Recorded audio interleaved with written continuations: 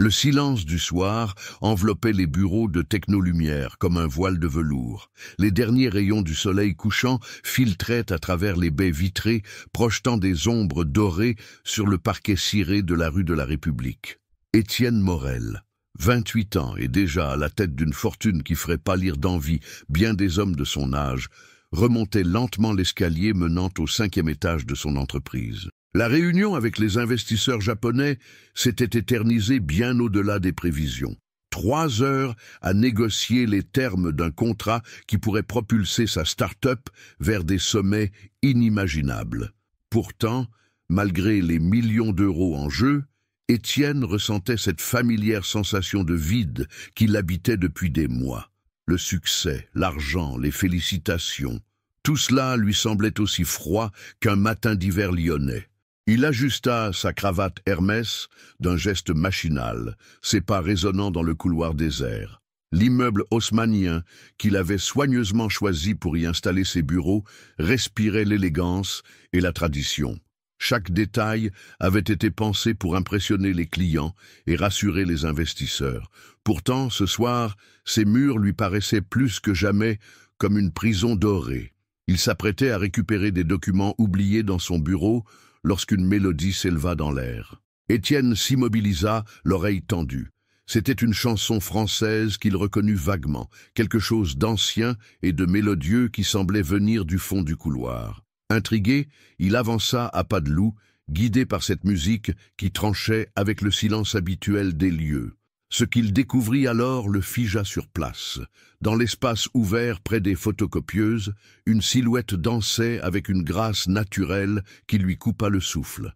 Les cheveux châtains défaits ondulaient au rythme de ses mouvements, et ses bras dessinaient dans l'air des arabesques d'une beauté saisissante. La jeune femme évoluait pieds nus sur le carrelage froid, complètement absorbée par sa danse, les yeux fermés, un sourire paisible illuminant son visage. Étienne reconnut immédiatement Camille Laurent, la nouvelle stagiaire que le directeur des ressources humaines avait embauchée il y a quelques semaines. Il l'avait croisée à plusieurs reprises dans les couloirs, toujours discrète, toujours polie, mais jamais il ne l'avait vraiment remarquée. En cet instant, elle lui apparaissait comme une révélation. Les notes de La vie en rose, d'Édith Piaf, s'échappaient de son téléphone posé sur le rebord de la fenêtre. Camille tournoyait lentement, ses gestes empreints d'une émotion pure qui semblait venir du plus profond de son âme. Ses vêtements simples, un pull en laine crème et une jupe midi-marine, ne parvenaient pas à masquer l'élégance naturelle de ses mouvements. Étienne demeurait immobile, retenant son souffle. Il avait l'impression d'assister à quelque chose de sacré, d'intime, comme si cette danse était un secret que Camille partageait avec elle-même. Jamais il n'avait vu quelqu'un exprimer une telle joie de vivre avec autant de simplicité et d'authenticité. La chanson se termina doucement, et Camille ouvrit les yeux, reprenant peu à peu contact avec la réalité. Elle ramassa ses chaussures d'un geste rapide, éteignit la musique et se dirigea vers l'ascenseur, ignorant totalement la présence d'Étienne, dissimulée dans l'ombre. Quand les portes de l'ascenseur se refermèrent sur elle, Étienne resta seul dans le couloir, le cœur battant.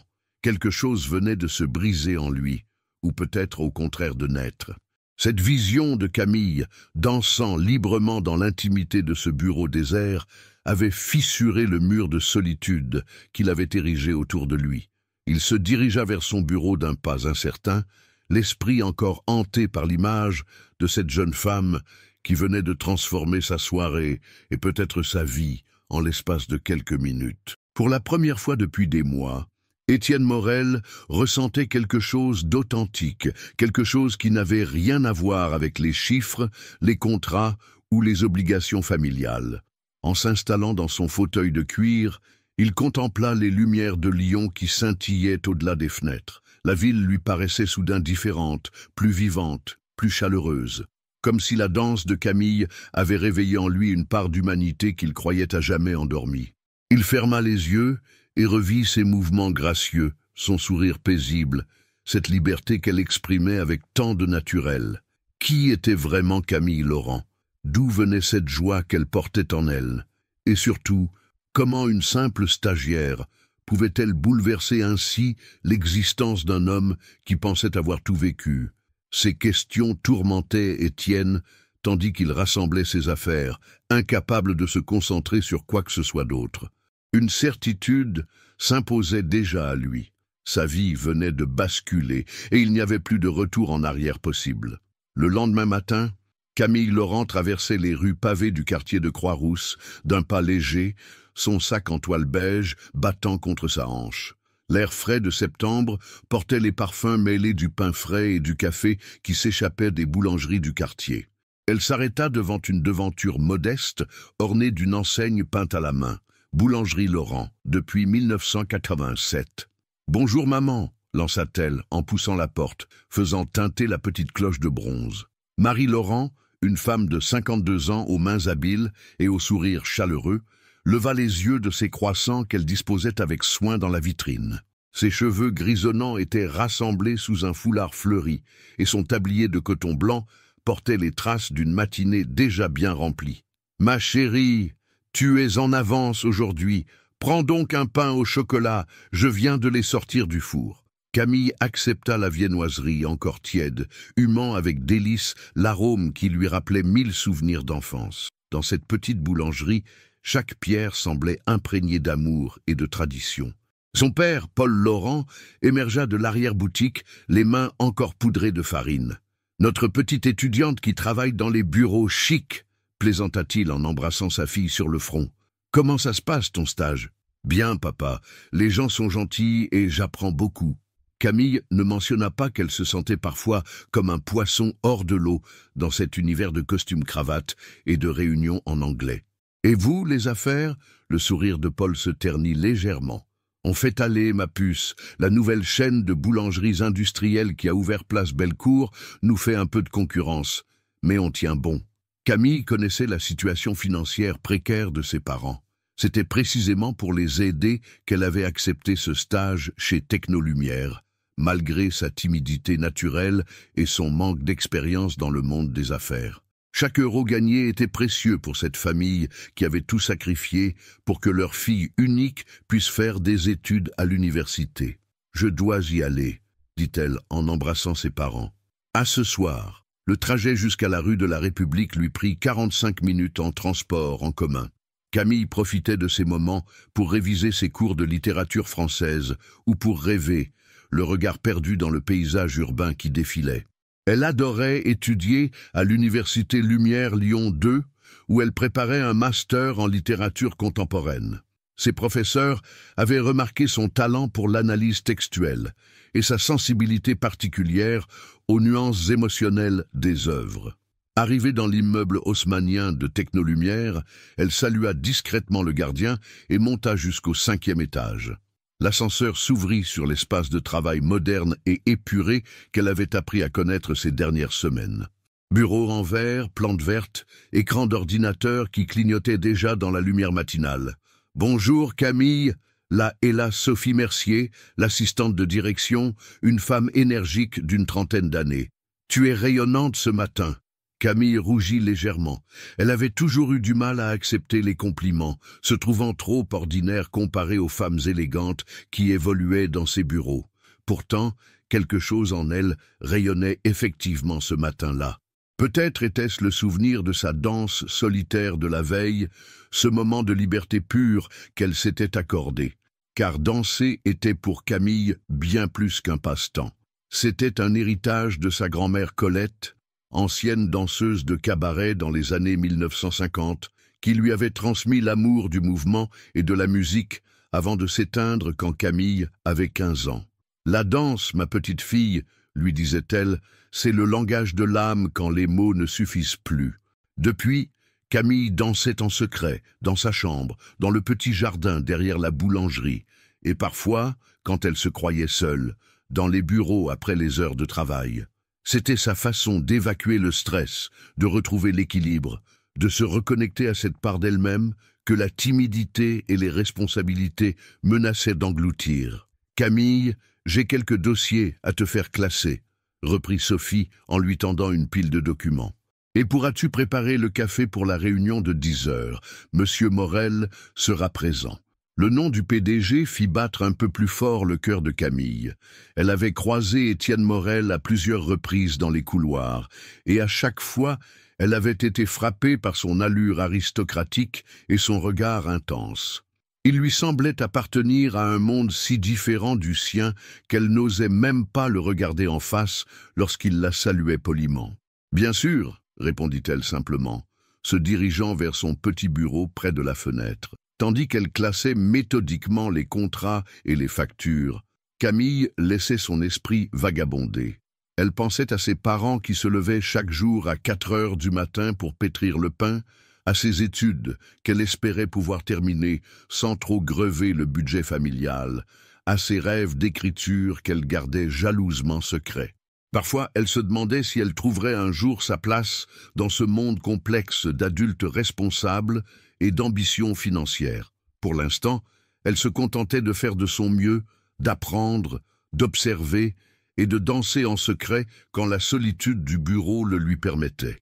Ce qu'elle ignorait, c'est qu'à quelques mètres d'elle, derrière la cloison vitrée de son bureau, Étienne Morel n'arrivait pas à se concentrer sur ses dossiers. Son regard dérivait constamment vers la silhouette discrète de la jeune stagiaire, et son esprit rejouait inlassablement la scène de la veille. Il avait à peine dormi, hanté par cette vision de grâce et d'authenticité qui contrastait si violemment avec l'artificialité de son quotidien. La réunion de 10 heures battait son plein dans la salle de conférence au mur de verre. Étienne dirigeait les discussions avec son assurance habituelle, mais son attention dérivait régulièrement vers Camille, qui s'affairait discrètement à servir le café aux participants. Elle évoluait avec une grâce naturelle, même dans ses gestes simples du quotidien professionnel. « Monsieur Morel », la voix de Jean-Claude Bertrand, son directeur financier, le ramena brutalement à la réalité. « Que pensez-vous des projections pour le 4e trimestre ?» Étienne se ressaisit, consultant rapidement ses notes. « Les chiffres sont encourageants. Mais nous devons rester prudents face à la concurrence internationale. » Il remarqua que Camille avait terminé son service et s'apprêtait à quitter la salle. Leurs regards se croisèrent l'espace d'une seconde, et elle rougit légèrement avant de baisser les yeux. Ce simple échange fit naître en lui une émotion qu'il avait du mal à identifier. Une fois la réunion terminée, Étienne regagna son bureau en proie à une agitation inhabituelle. Depuis 24 heures, l'image de Camille dansant occupait ses pensées de façon obsédante. Il avait dirigé des négociations à plusieurs millions d'euros sans ciller, mais cette jeune femme de 23 ans parvenait à le déstabiliser par sa seule présence. Il se dirigea vers la machine à café de l'espace commun, espérant croiser Camille, par hasard. Elle était là, consultant consciencieusement un classeur près de la fenêtre. Les rayons du soleil automnal caressaient ses cheveux châtains, créant des reflets dorés qui la rendaient encore plus lumineuse. « Mademoiselle Laurent ?» dit-il en s'approchant, s'efforçant de paraître décontracté. « Comment trouvez-vous l'ambiance de travail chez nous ?» Camille sursauta légèrement et se tourna vers lui, ses joues s'empourprant instantanément. « Bonjour, monsieur Morel. Excusez-moi, je ne vous avais pas entendu arriver. » Sa voix était douce, teintée d'un léger accent lyonnais qui charma immédiatement Étienne. Il y avait en elle une spontanéité rafraîchissante, si différente des manières calculées des femmes de son milieu social. « Tout se passe très bien, » répondit-elle en refermant le classeur. « L'équipe est accueillante et j'apprends énormément. C'est un honneur de pouvoir faire mon stage dans une entreprise aussi prestigieuse. » Étienne sourit. « Le prestige, c'est relatif. Ce qui compte, c'est l'humain. Et vous, quelles sont vos aspirations professionnelles ?» Cette question sembla surprendre Camille. Personne ne lui avait jamais demandé ce qu'elle voulait vraiment faire de sa vie, au-delà de la nécessité immédiate de gagner sa vie et d'aider ses parents. J'étudie la littérature française à l'université Lumière Lyon 2, commença-t-elle timidement. J'aimerais peut-être enseigner un jour, ou écrire, mais pour l'instant, je me concentre sur mes études et sur ce stage. Vous écrivez ? L'intérêt d'Étienne était sincère. Dans son entourage, rares étaient ceux qui nourrissaient des passions artistiques authentiques. Un peu, balbutia Camille. Rien de très intéressant. Des nouvelles, des poèmes parfois. J'aimerais beaucoup lire quelque chose de vous un jour. Le rouge monta aux joues de la jeune femme. L'idée que le PDG de Technolumière puisse s'intéresser à ses écrits lui paraissait aussi improbable qu'un conte de fées. « Je ne pense pas que ce soit votre genre de lecture, » murmura-t-elle. « Détrompez-vous, j'ai étudié les lettres classiques avant de me tourner vers les affaires. Victor Hugo, Baudelaire, Proust, ils ont bercé ma jeunesse. » Cette confession étonna Camille. Elle avait du mal à imaginer cet homme en costume 3 pièces, plongé dans Les Misérables ou à la recherche du temps perdu. « Vraiment ?» dit-elle, ses yeux s'illuminant d'un intérêt nouveau. « Et quel est votre auteur préféré ?»« Maupassant, sans hésiter. Ces nouvelles ont une précision chirurgicale dans l'analyse des sentiments humains. » Camille sourit pour la première fois depuis le début de leur conversation. « Moi aussi, j'adore Maupassant. Boule de Suif m'a bouleversé quand je l'ai découverte au lycée. » Un silence confortable s'installa entre eux. Étienne réalisait qu'il vivait sa première conversation authentique depuis des mois.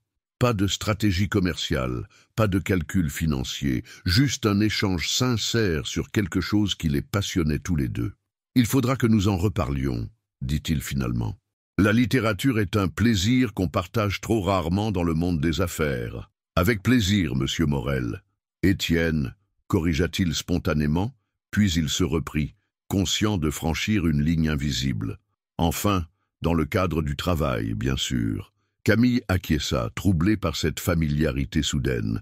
Elle n'arrivait pas à comprendre pourquoi le patron de l'entreprise prenait le temps de discuter littérature avec une simple stagiaire. « Je dois retourner à mes dossiers, » dit-elle en rassemblant ses affaires. « Bien sûr. Bonne journée, mademoiselle Laurent. » Quand elle s'éloigna, Étienne resta immobile près de la machine à café, son gobelet à la main. Cette conversation l'avait électrisé d'une façon qu'il n'arrivait pas à s'expliquer.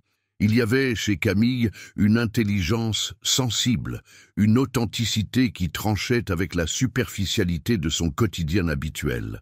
Pour la première fois depuis longtemps, il avait envie de connaître vraiment quelqu'un, pas pour sceller un contrat ou établir un réseau, mais par curiosité pure, par attraction sincère. De son côté, Camille regagnait son bureau le cœur battant. Cette conversation l'avait troublée plus qu'elle ne voulait se l'avouer. Étienne Morel n'était pas l'homme froid et distant qu'elle avait imaginé. Il y avait en lui une sensibilité cachée, une culture qu'elle n'aurait jamais soupçonnée. Mais elle s'empressa de chasser ses pensées. Un homme comme lui, avec sa fortune et son statut social, ne pouvait s'intéresser à elle que par courtoisie professionnelle. Elle était là pour travailler, apprendre et retourner à sa vraie vie une fois le stage terminé. Pourtant, en reprenant son travail de classement, elle ne pouvait s'empêcher de repenser à la façon dont il avait dit « Maupassant », avec cette passion contenue qui avait fait briller ses yeux noirs d'un éclat particulier. Les jours suivants prirent une teinte particulière pour Étienne et Camille. Leurs chemins semblèrent se croiser plus souvent qu'à l'accoutumée, créant une douce complicité qui n'échappait pas aux regards attentifs de leurs collègues. Un vendredi midi, alors que le soleil d'octobre baignait Lyon d'une lumière dorée, Étienne décida de franchir un pas supplémentaire. Il attendit que Camille termine de ranger ses affaires pour l'aborder. « Mademoiselle Laurent, accepteriez-vous de déjeuner avec moi ? J'aimerais poursuivre notre conversation sur Maupassant. » Camille leva vers lui des yeux surpris. « C'est très gentil, mais je ne voudrais pas vous déranger. » « Vous ne me dérangez pas du tout. Au contraire, cela me ferait grand plaisir. » La sincérité dans sa voix acheva de convaincre la jeune femme. Quelques minutes plus tard, ils marchaient côte à côte vers la place Bellecour. Étienne avait troqué sa veste de costume contre un simple pull en cachemire, et cette tenue plus décontractée le rendait paradoxalement plus accessible. « C'est magnifique !» murmura Camille en contemplant la vaste esplanade bordée de façades ocre et rouge. La statue équestre de Louis XIV trônait majestueusement au centre, tandis que les terrasses des cafés accueillaient les derniers touristes de la saison. « Vous connaissez l'histoire de cette place ?» demanda Étienne. « Un peu. J'ai grandi à Lyon, mais j'avoue que je ne prends plus le temps d'admirer ma ville. » Ils s'installèrent à la terrasse du Café du Soleil, un établissement au charme d'antan, avec ses banquettes en velours rouge et ses miroirs patinés. Étienne commanda une salade César. Camille opta pour un croque-monsieur. « Parlez-moi de votre famille » dit-il quand le serveur se fut éloigné. Camille hésita. Comment expliquer la simplicité de sa vie à quelqu'un qui évoluait dans le luxe depuis sa naissance? Mes parents tiennent une petite boulangerie à Croix-Rousse, finit-elle par dire. Rien de très passionnant. Détrompez-vous. Il y a quelque chose de noble dans l'artisanat, dans ce savoir-faire transmis de génération en génération. Mon arrière-grand-père était ébéniste avant que la famille ne se lance dans l'industrie textile. Cette révélation surprit Camille. Elle avait imaginé Étienne issu d'une lignée de bourgeois parisiens, pas d'artisans lyonnais. Vraiment? Ma fortune vient en grande partie d'un héritage, mais mes racines sont plus modestes qu'on ne le croit. Mon grand-père a eu la chance d'investir dans les bonnes entreprises au bon moment. Moi, j'essaie de ne pas dilapider ce que les générations précédentes ont construit. Il y avait dans sa voix une forme de mélancolie que Camille perçut immédiatement. « Vous n'avez pas l'air très heureux d'être riche », dit-elle avec une audace qui la surprit elle-même. Étienne sourit tristement. « L'argent facilite beaucoup de choses, mais il complique aussi beaucoup de relations. On ne sait jamais si les gens vous apprécient pour ce que vous êtes ou pour ce que vous possédez. C'est pour ça que vous me parlez ?» demanda Camille, une pointe d'inquiétude dans la voix. « Parce que je ne sais rien de votre fortune. »« Non, » répondit-il fermement. « Je vous parle parce que vous dansez. » Le rouge monta aux joues de Camille. « Pardon ?» Étienne réalisa qu'il venait de commettre un impair. Comment expliquer qu'il l'avait espionné sans paraître indiscret? L'autre soir, je suis revenu au bureau récupérer des documents. Je vous ai vu danser près des photocopieuses. C'était magnifique. Camille porta ses mains à son visage, mortifié. Oh mon Dieu, je suis désolé. Je ne pensais pas qu'il y avait encore quelqu'un. Je ne recommencerai pas, je vous promets. Non, ne vous excusez pas, s'empressa-t-il de dire. C'était la plus belle chose que j'ai vue depuis longtemps. Vous aviez l'air si libre, si heureuse. Cela m'a touché plus que je ne peux l'exprimer. Un silence gêné s'installa entre eux. Camille fixait ses mains posées sur la table, ne sachant comment réagir à cet aveu inattendu. « Ma grand-mère était danseuse », murmura-t-elle finalement. « Elle m'a appris que la danse était le langage de l'âme. Quand je me sens submergé par les soucis ou la timidité, je danse. C'est ma façon de me retrouver. Vous prenez des cours? Non, je n'en ai pas les moyens.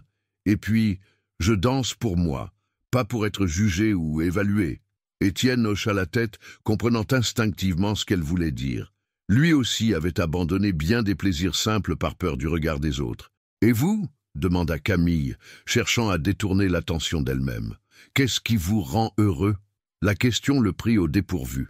Quand avait-il été vraiment heureux pour la dernière fois? « Je ne sais plus », avoua-t-il. « Il fut un temps où j'aimais lire, voyager, découvrir de nouveaux restaurants avec des amis, mais tout s'est compliqué avec les responsabilités, les attentes familiales, la pression sociale. Vous n'avez pas d'amis, des relations d'affaires, des connaissances, mais des vrais amis? Non, pas vraiment. Et vous? Mes amies d'université. Elles ne comprennent pas toujours pourquoi je travaille en plus de mes études, mais elles m'acceptent comme je suis. Leurs plats arrivèrent, mais ni l'un ni l'autre n'avaient vraiment faim. Cette conversation les rapprochait d'une façon qui les troublait tous les deux. « Camille, » dit soudain Étienne, utilisant son prénom pour la première fois, « accepteriez-vous de me montrer votre Lyon, les endroits que vous aimez, loin des circuits touristiques ?» Elle le regarda, interdite. « Vous êtes sérieux ? » ?»« Tout à fait. J'ai l'impression d'avoir oublié ma propre ville à force de la regarder depuis les hauteurs. J'aimerais la redécouvrir avec vos yeux. » Camille hésita. Cette proposition dépassait largement le cadre professionnel, et elle sentait qu'accepter changerait quelque chose entre eux. « D'accord, » dit-elle finalement, « mais à une condition. Vous me laissez vous emmener dans des endroits vraiment ordinaires, pas de restaurants étoilés ou de boutiques de luxe. » « Marché conclu, » sourit Étienne. Quand ils regagnèrent le bureau, leurs collègues remarquèrent immédiatement l'atmosphère différente qui les entourait. Sophie Mercier échangea un regard entendu avec Jean-Claude Bertrand. Il se passait quelque chose entre leur patron et la petite stagiaire, quelque chose que personne n'avait vu venir, mais qui paraissait maintenant évident. Le samedi suivant, Camille attendait nerveusement devant la statue de Louis XIV, place Bellecour. Elle avait choisi une tenue simple mais soignée, un jean sombre, un pull en laine bordeaux et ses baskets les plus confortables. Dans son sac en toile, elle avait glissé un petit carnet où elle notait parfois ses impressions sur la ville. Étienne arriva avec quelques minutes de retard, et Camille eut du mal à le reconnaître. Fini le costume 3 pièces et la cravate Hermès. Il portait un jean délavé, un pull en laine gris et des baskets en cuir. Cette transformation le rajeunissait considérablement et le rendait infiniment plus accessible. « Pardonnez mon retard », dit-il en s'approchant. « J'ai eu du mal à choisir ma tenue. Cela fait longtemps que je ne me suis pas habillé normalement. » Camille sourit. « Vous avez l'air d'un vrai Lyonnais maintenant. Alors, où m'emmenez-vous, guide officiel ? D'abord, nous allons découvrir les traboules du vieux Lyon, puis nous monterons à Fourvière, mais pas par le funiculaire touristique. Et je finirai par vous faire goûter le meilleur chocolat chaud de la ville. J'ai hâte. » Ils descendirent vers les quais du Rhône, puis traversèrent la passerelle du palais de justice. Camille menait la marche d'un pas assuré, et Étienne découvrait avec surprise cette facette déterminée de sa personnalité. Au bureau, elle paraissait si effacée qu'il n'avait pas imaginé qu'elle puisse faire preuve d'autant d'assurance. « Voilà le vrai Lyon », dit-elle en s'engageant dans la rue Saint-Jean. Ces rues pavées, ces façades Renaissance, ces cours intérieures cachées, c'est ici que bat le cœur de la ville. Elle le guida vers une porte cochère apparemment banale. « Suivez-moi ». Ils pénétrèrent dans une cour pavée ornée d'une fontaine ancienne. Puis Camille poussa une autre porte qui débouchait sur un escalier en colimaçon. « Qu'est-ce que c'est » demanda Étienne, intrigué. « Une traboule. » Ces passages secrets permettaient aux canutes, les ouvriers de la soie, de transporter leurs étoffes à l'abri de la pluie. Aujourd'hui, ce sont des raccourcis magiques que seuls les vrais Lyonnais connaissent. Ils émergèrent dans une autre rue, comme par enchantement. Étienne était fasciné. Lui qui croyait connaître sa ville natale découvrait un univers parallèle, un labyrinthe de passages secrets qui transformait la géographie urbaine en terrain de jeu. Comment connaissez-vous tous ces passages ? Mon père m'emmenait ici quand j'étais petite. Il disait que Lyon était une ville de mystère et qu'il fallait prendre le temps de la découvrir pour l'aimer vraiment. Ils explorèrent ainsi plusieurs traboules, chacune révélant des cours intérieures aux architectures surprenantes. Tours roses, escaliers à vis, galeries Renaissance. Camille commentait avec passion l'histoire de chaque lieu et Étienne buvait ses paroles. « Vous devriez être guide touristique, » dit-il en admirant une cour particulièrement élégante. « J'y ai pensé pendant mes études, mais la littérature me passionne davantage. Vous écrivez sur Lyon ? Parfois. J'aime décrire l'âme des lieux, ces petits détails que personne ne remarque, mais qui donnent sa personnalité à une ville. » Ils remontèrent ensuite vers la colline de Fourvière par les anciens sentiers utilisés autrefois par les pèlerins. L'ascension était rude, mais Camille maintenait un rythme soutenu qui força l'admiration d'Étienne. « Vous faites du sport ?» demanda-t-il, légèrement essoufflé. « La danse, principalement. Et j'aime marcher. C'est gratuit et ça libère l'esprit. » Arrivés au sommet, ils s'installèrent sur un banc face au panorama exceptionnel qui s'étendait à leurs pieds. Lyon se déployait dans toute sa splendeur, les toits de tuiles rouges du vieux Lyon, les quartiers modernes de la presqu'île, les tours de la Part-Dieu qui scintillaient au soleil. « C'est magnifique », murmura Étienne. « Je n'étais plus monté ici depuis mon enfance. Moi, j'y viens souvent quand j'ai besoin de prendre du recul. Quand on voit la ville d'en haut, les problèmes paraissent moins insurmontables. »« Quel problème ?» demanda-t-il doucement. Camille hésita, puis décida de se confier. « L'argent, principalement. Mes parents font face à des difficultés avec la boulangerie. La concurrence des grandes chaînes, les charges qui augmentent. Ils ne me disent rien, mais je vois bien leurs regards inquiets quand ils pensent que je ne les observe pas. C'est pour ça que vous faites ce stage ? En partie, oui. Chaque euro compte à la maison. Et puis, je veux leur prouver que leur sacrifice pour mes études valait la peine. » Étienne fut touché par cette maturité, cette générosité qui poussait Camille à penser d'abord aux autres avant de songer à ses propres rêves. « Et vos rêves à vous, qu'est-ce qui vous rendrait vraiment heureuse ?»« Écrire, » répondit-elle sans hésiter. « Écrire des histoires qui touchent les gens, qui leur donnent envie de croire en la beauté du monde. Et danser, bien sûr. Pas sur scène, juste pour le plaisir de sentir mon corps en harmonie avec la musique. Pourquoi pas sur scène ? Parce que je n'en ai pas le niveau. Et puis, La danse, pour moi, c'est intime. C'est mon jardin secret. Le soleil commençait à décliner, baignant la ville d'une lumière dorée. Camille se leva. « Venez, je vais vous faire découvrir le meilleur chocolat chaud de Lyon. » Elle l'emmena dans une petite chocolaterie de la rue des Marronniers, tenue par un couple de retraités passionnés. L'endroit était minuscule, avec seulement 4 tables et un comptoir ancien où s'alignaient des bonbons artisanaux. « 2 chocolats chauds à l'ancienne, s'il vous plaît, » commanda Camille. Quand les tasses fumantes arrivèrent, Étienne comprit immédiatement pourquoi elle avait choisi cet endroit. Le chocolat était épais, onctueux, avec une amertume subtile qui révélait la qualité du cacao. « C'est extraordinaire », dit-il en fermant les yeux pour mieux savourer. « N'est-ce pas ? Madame Dubois prépare son chocolat selon une recette familiale vieille de 100 ans. » Ils burent en silence, savourant ce moment d'intimité simple et chaleureuse. Autour d'eux, quelques couples d'âge mûr conversaient à voix basse, créant une atmosphère feutrée et apaisante. « Merci, » dit soudain Étienne. « De quoi ? De m'avoir fait redécouvrir ma ville, de m'avoir montré qu'il existait encore des endroits authentiques, des plaisirs simples. C'est normal. Vous m'avez fait découvrir que les patrons pouvaient être humains, » répondit-elle en souriant. Quand ils se séparèrent devant la chocolaterie, Étienne avait l'impression d'avoir vécu l'une des plus belles journées de sa vie. Camille l'avait guidé bien au-delà des sentiers touristiques. Elle lui avait fait redécouvrir le plaisir de la simplicité, la beauté des choses ordinaires transformées par un regard aimant. Les semaines qui suivirent, leur promenade dans Lyon, prirent une couleur particulière. Étienne et Camille avaient instauré un rituel. Chaque mardi et jeudi, ils se retrouvaient pour déjeuner, explorant les petits restaurants cachés que Camille connaissait ou se contentant d'un sandwich partagé sur un banc. Ce mardi d'octobre, sous un ciel chargé de nuages gris, ils décidèrent de se rendre au parc de la Tête d'Or. L'automne avait paré les arbres de couleurs flamboyantes et les allées se couvraient d'un tapis de feuilles mortes qui crissaient sous leurs pas. « J'adore cette saison !»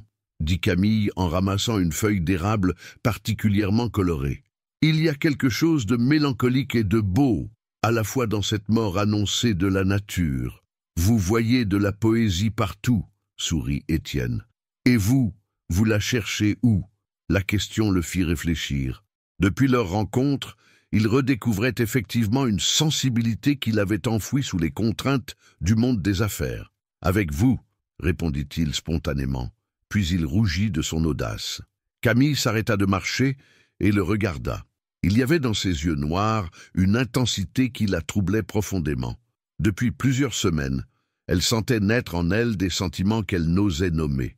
Comment une simple stagiaire pouvait-elle espérer toucher le cœur d'un homme aussi inaccessible ? « Étienne », commença-t-elle, utilisant son prénom pour la première fois en dehors du bureau. « Je sais que c'est compliqué, » l'interrompit-il doucement. « Je sais que nos mondes sont différents, que la situation est délicate, mais je ne peux pas faire semblant de ne rien ressentir. » Ils s'assirent sur un banc face au lac, où quelques canards glissaient silencieusement sur l'eau sombre.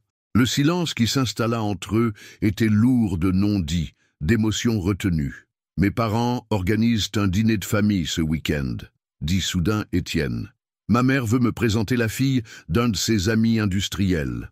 Encore une fois. »« Ah !» murmura Camille, sentant son cœur se serrer. Marguerite de Montclair, 26 ans, diplômée d'HEC, père propriétaire d'une chaîne d'hôtels de luxe. Le parti idéal selon les critères familiaux. Elle a l'air parfaite, sur le papier, oui, comme toutes les autres avant elle. Il se tourna vers Camille. Mais aucune d'entre elles ne danse seule dans les bureaux après le travail.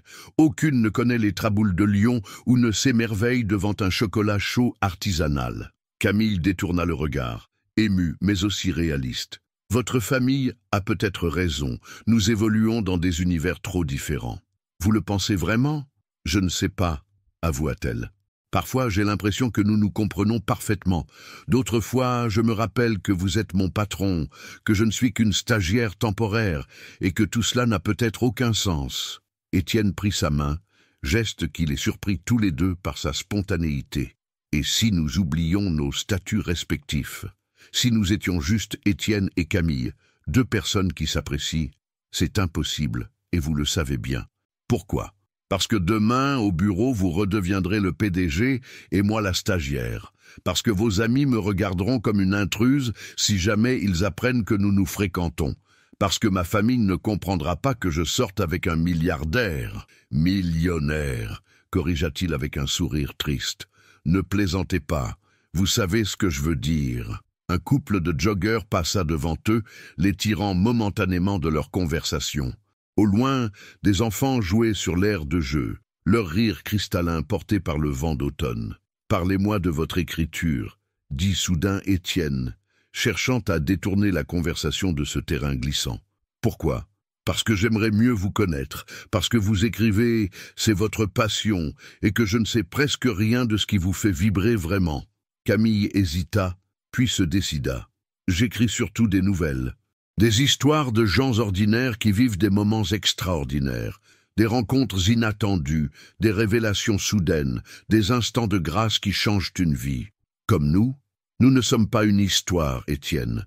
Nous sommes juste une parenthèse. Et si cette parenthèse devenait un chapitre, un livre entier ?» Camille le regarda avec tendresse et mélancolie. « Les contes de fées n'existent que dans les livres.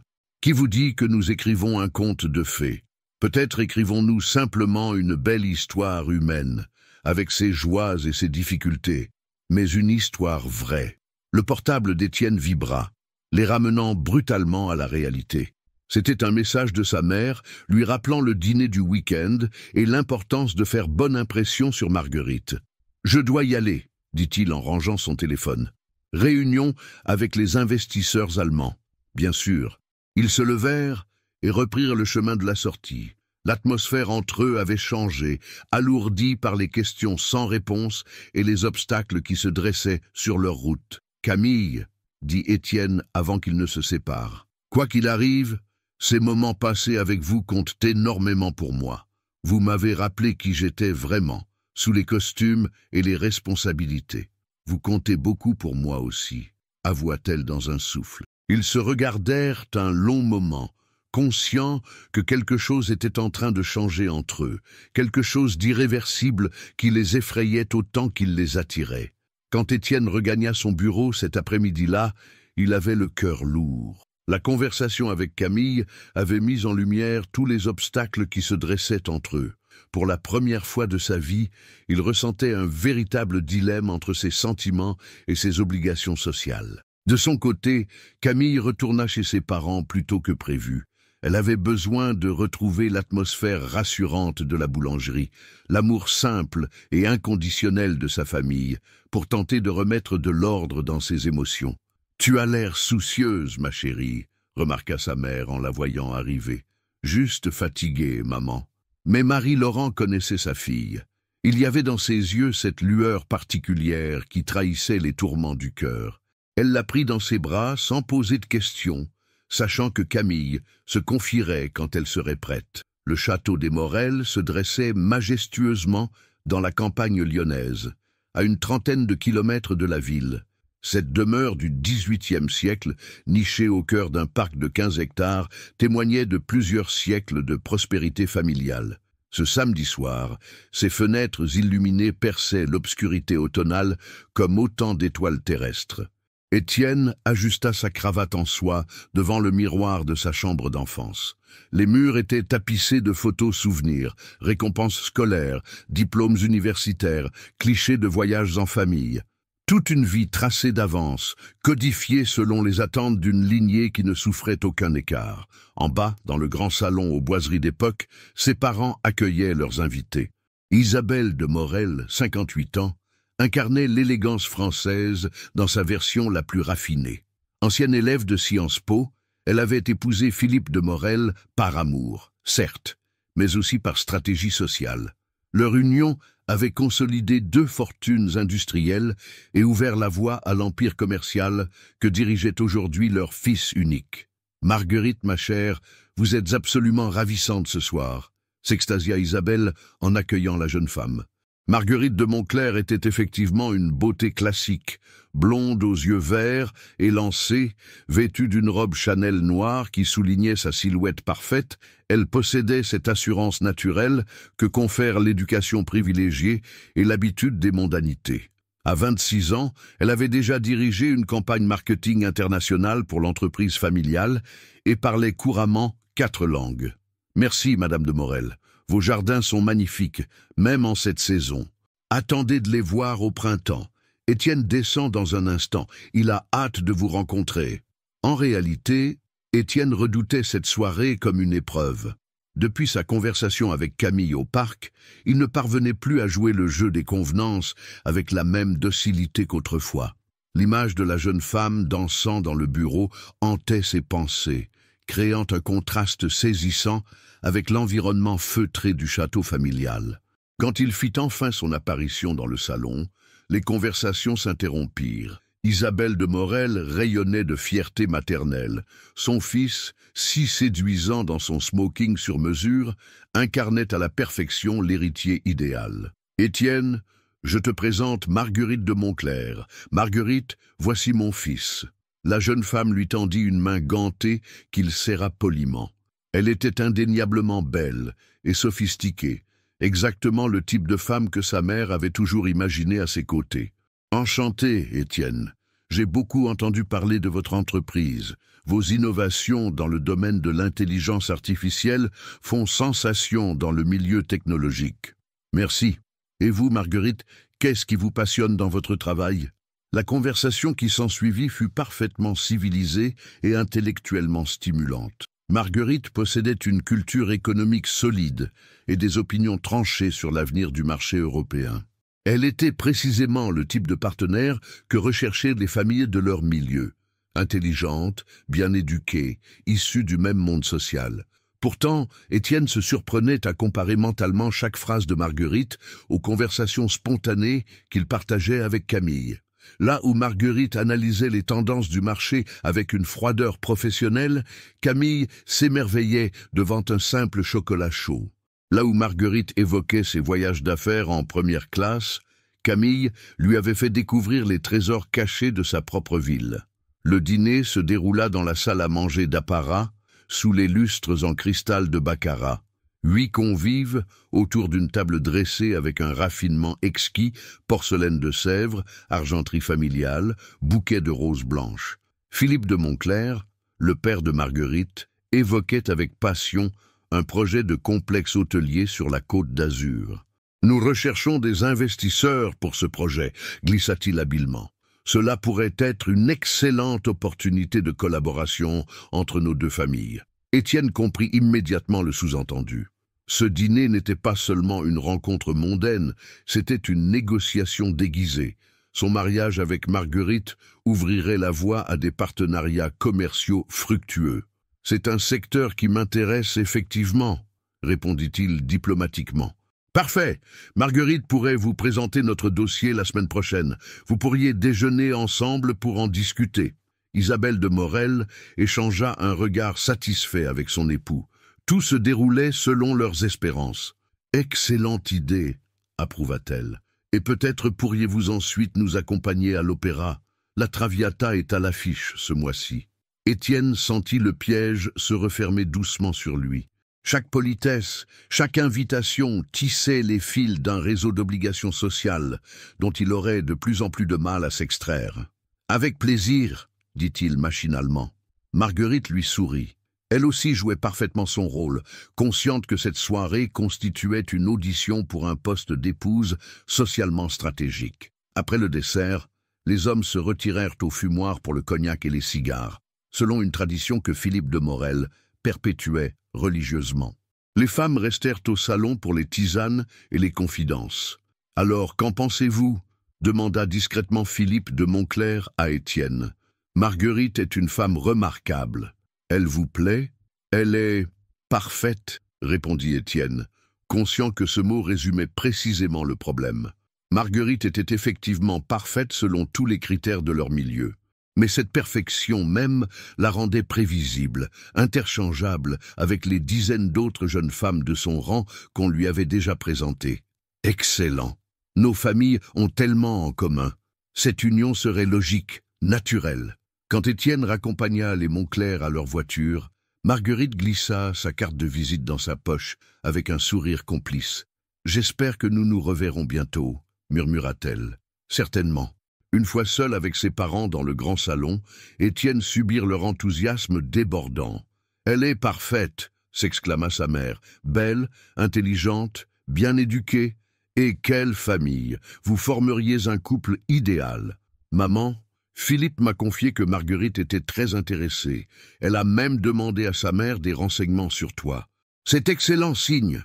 Étienne contemplait les flammes qui dansaient dans la cheminée, songeant malgré lui à une autre danse, infiniment plus gracieuse et spontanée que tous les ballets mondains auxquels il assistait depuis l'enfance. « Il faut que vous appreniez à la connaître, » insista son père. « Prenez le temps, courtisez-la comme il se doit. Cette alliance pourrait être bénéfique pour tout le monde. »« Et si elle ne m'intéressait pas ?» demanda soudain Étienne. Ses parents échangèrent un regard surpris. Leur fils n'avait jamais manifesté d'opposition à leurs projets matrimoniaux. « Comment pourrait-elle ne pas t'intéresser ?» s'étonna Isabelle. « Elle correspond exactement à ce que tu cherches chez une épouse. Peut-être que je ne cherche pas ce que vous imaginez. » Un silence gêné s'installa dans le salon. Philippe de Morel fronça les sourcils. « Étienne, j'espère que tu ne vas pas nous faire une crise de romantisme adolescent. Tu as 28 ans. Il est temps de penser sérieusement à ton avenir. »« C'est exactement ce que je fais, papa. » Sur ces mots énigmatiques, Étienne monta dans sa chambre, laissant ses parents perplexes et inquiets. Pour la première fois de sa vie, leur fils unique semblait remettre en question l'avenir qu'ils avaient soigneusement planifié pour lui. Le lundi matin, l'atmosphère dans les bureaux de Technolumière semblait différente à Camille. Étienne était arrivé plus tôt que d'habitude et s'était enfermé dans son bureau sans saluer personne. À travers la cloison vitrée, elle pouvait voir sa silhouette penchée sur ses dossiers, mais quelque chose dans son attitude trahissait une tension inhabituelle. Leurs regards se croisèrent brièvement quand elle apporta le courrier matinal. Il lui adressa un sourire poli, professionnel, qui la glaça. C'était exactement le type de sourire qu'il réservait aux clients ou aux fournisseurs, courtois mais distant. Sophie Mercier, qui ne ratait jamais rien, remarqua immédiatement le changement d'ambiance. « Qu'est-ce qui se passe avec Monsieur Morel ?» chuchota-t-elle à Camille près de la machine à café. « Il a l'air sombre aujourd'hui. »« Je ne sais pas, » mentit Camille, bien qu'elle soupçonnât que le fameux dîner de famille y était pour quelque chose. L'heure du déjeuner arriva. Et pour la première fois depuis des semaines, Étienne ne proposa pas leur habituelle escapade. Il salua poliment Camille, en partant, accompagné de 2 collaborateurs pour un déjeuner d'affaires. Camille resta seule dans l'open space désert, grignotant machinalement un sandwich acheté au distributeur. Elle se sentait ridicule d'avoir espéré qu'il l'inviterait comme à l'accoutumée. Après tout, elle n'était qu'une stagiaire et lui avait certainement des obligations plus importantes. L'après-midi se traîna interminablement. Étienne ne sortit de son bureau que pour une réunion avec des investisseurs japonais, et il évita soigneusement de croiser le regard de Camille. Cette distance nouvelle la blessait plus qu'elle ne voulait se l'avouer. À 18 heures, elle rassembla ses affaires, prête à partir. C'est alors qu'Étienne émergea de son bureau. « Mademoiselle Laurent, pourriez-vous rester quelques minutes ? J'aurais besoin que vous classiez les contrats Yamamoto avant demain. » Sa voix était froide, impersonnelle. Camille acquiesça silencieusement, espérant qu'une fois seul, il pourrait parler normalement. Mais Étienne déposa simplement une pile de documents sur son bureau et repartit sans un mot de plus. 1 heure plus tard, les bureaux étaient déserts. Camille terminait consciencieusement son classement quand elle entendit de la musique en sourdine. Intriguée, elle se dirigea vers le bureau d'Étienne. Il était là, debout devant les baies vitrées, contemplant les lumières de Lyon qui s'allumaient dans la pénombre. Une mélodie de jazz s'échappait discrètement de son ordinateur portable. « Étienne » dit-elle doucement en frappant à la porte ouverte. Il se retourna surpris. « Camille, vous êtes encore là ? J'ai terminé le classement. » Elle marqua une pause. « Vous allez bien ? » ?»« Bien sûr, pourquoi cette question ? Vous semblez différent aujourd'hui. » Étienne soupira et s'assit dans son fauteuil. « Entrez et fermez la porte. » Camille obéit, son cœur battant plus fort. L'intimité soudaine du bureau faiblement éclairé créait une atmosphère particulière. « Comment s'est passé votre week-end » demanda-t-elle en s'installant face à lui. « Exactement comme prévu.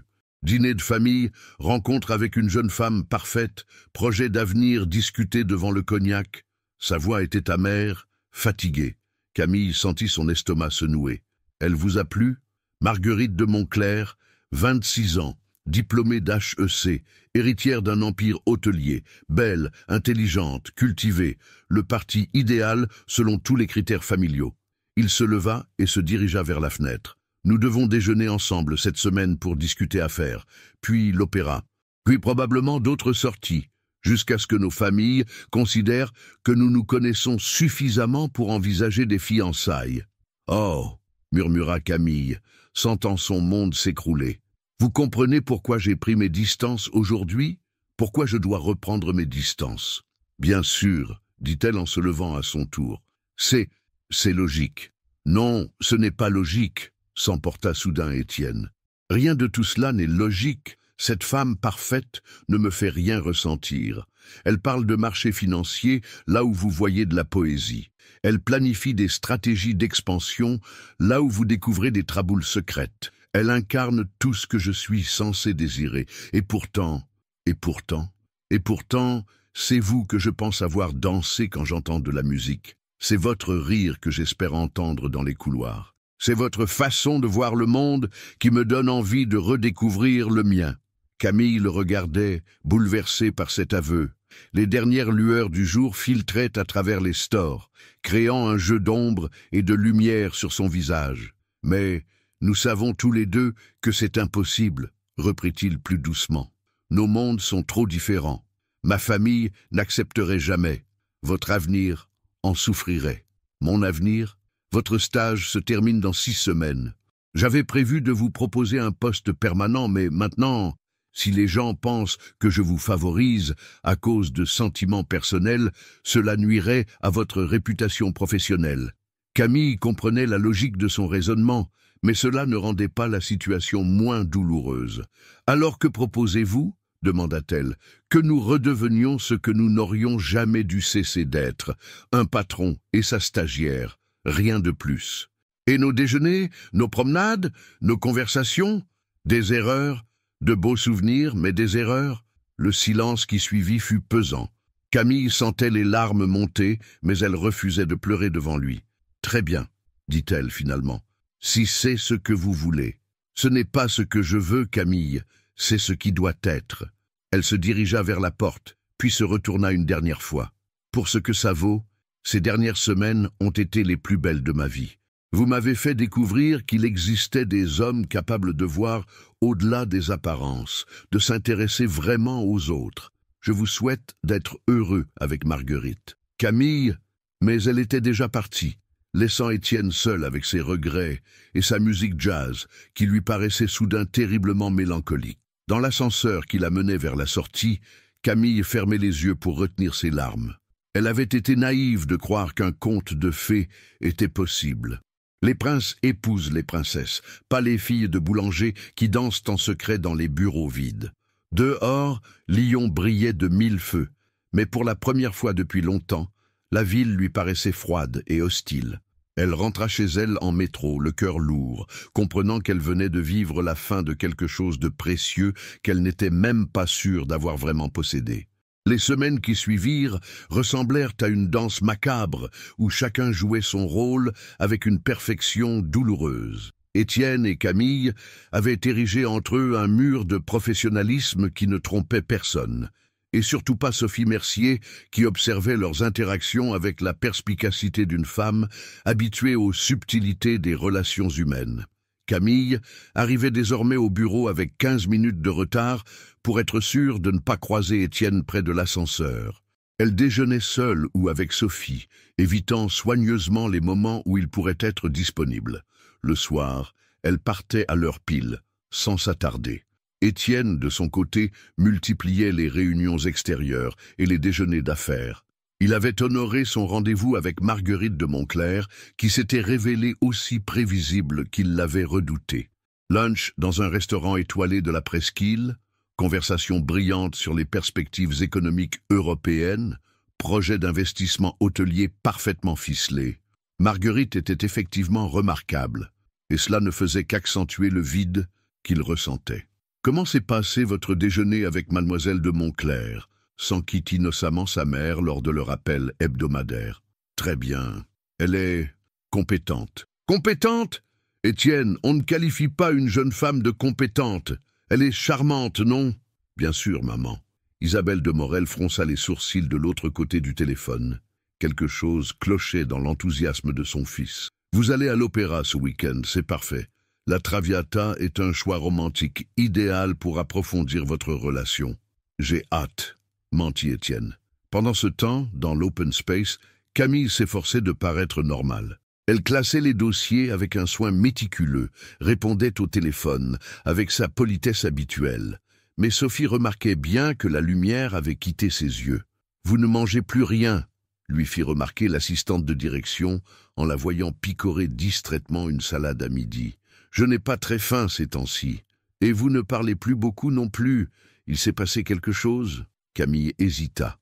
Elle aurait aimé se confier, mais comment expliquer sans tout révéler? « Je réfléchis à l'après-stage, » dit-elle finalement. « Dans un mois, tout cela sera terminé.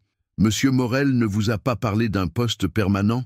Je ne pense pas que ce soit envisageable. » Sophie l'étudia attentivement.